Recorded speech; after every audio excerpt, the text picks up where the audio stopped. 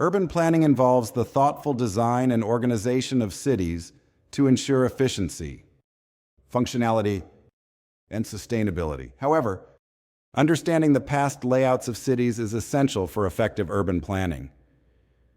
One of the key linguistic tools used to describe the past is the past simple tense. In this essay, we will explore how the past simple tense is used in urban planning to reflect on past city layouts. One of the first examples that come to mind is the city of Rome.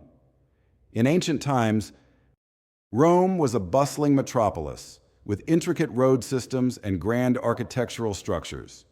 Archaeological findings have revealed the past layout of Rome, showcasing its grandeur and sophistication.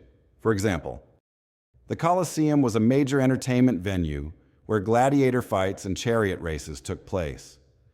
The past simple tense helps us describe these historical events and understand how they contribute to Rome's urban planning legacy. Another example is the city of Paris. In the 19th century, Paris underwent a massive urban renewal project led by Georges Eugène Haussmann. He redesigned the city with broad boulevards, grand squares, and uniform buildings. The past simple tense allows us to explain how Paris transformed from a medieval city into a modern metropolis under Haussmann's vision. For instance, he demolished the narrow, winding streets of the Marais district and replaced them with wide avenues like the Boulevard Haussmann. Furthermore, the past simple tense helps us analyze past urban planning mistakes.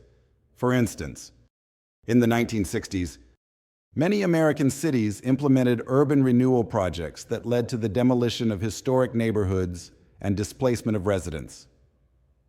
Using the past simple tense, we can reflect on how these decisions negatively impacted the social fabric of cities like Detroit and Baltimore.